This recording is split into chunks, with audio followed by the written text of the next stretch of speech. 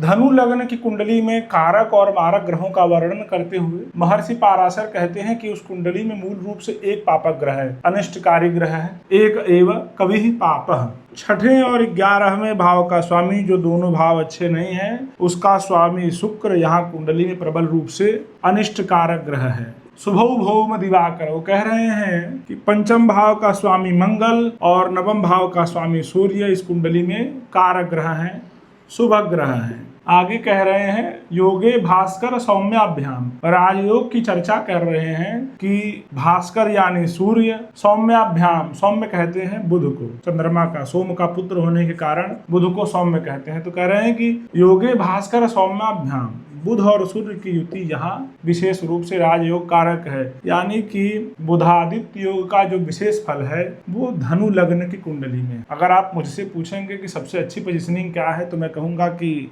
पंचम भाव, नवम भाव और दसम भाव, क्योंकि सप्तम मैरिड लाइफ को बहुत अच्छा नहीं करेगा, चतुर्थ में नीच का हो जाएगा बुध, और धनु में बृहस्पति शत्रु मानता है तो बुध अच्छे फल दे नहीं पाएगा। तो दसम, नवम और पंचम में यदि बुधादित्य योग बनता है तो पूर्ण रूप से राजयोग कारक ग्रह है। आगे कह रहे हैं निहंता भास्करात्मजः, शनि को मारक कह रहे हैं। आत्मज का अर्थ होता है पुत्र, तो सूर्य का पुत्र शनि यहाँ प्रबल रूप से मारक है। वैसे तो बृहस्पति और शनि एक दूसरे को सम मानते हैं। समः सूर्यज्ञः, शनि के लिए बृहस्पति सम है और बृहस्पति के लिए रविजः समानः, शनि सम है, परंतु मारक भाव और दुह स्थान, दूसरे और तीसरे भाव का स्वामी होने के कारण शनि यहाँ प्रबल रूप से मारक है, अनिष्ट कारक है। गुरुहु समः फलः ख्यातः, कह रहे हैं कि बृहस्पति यहाँ सम फल देने वाला है। बृहस्पति लग्नेश है, परंतु उसके पास किसी त्रिकोण भाव का स्वामित्व नहीं है। दसम भाव का भी स्वामित्व होता तो विशेष फलदायी हो जाता। केवल केंद्र भाव का स्वामी होने के कारण बृहस्पति को सम फल देने वाला कह रहे हैं, परंतु लग्नेश होने के कारण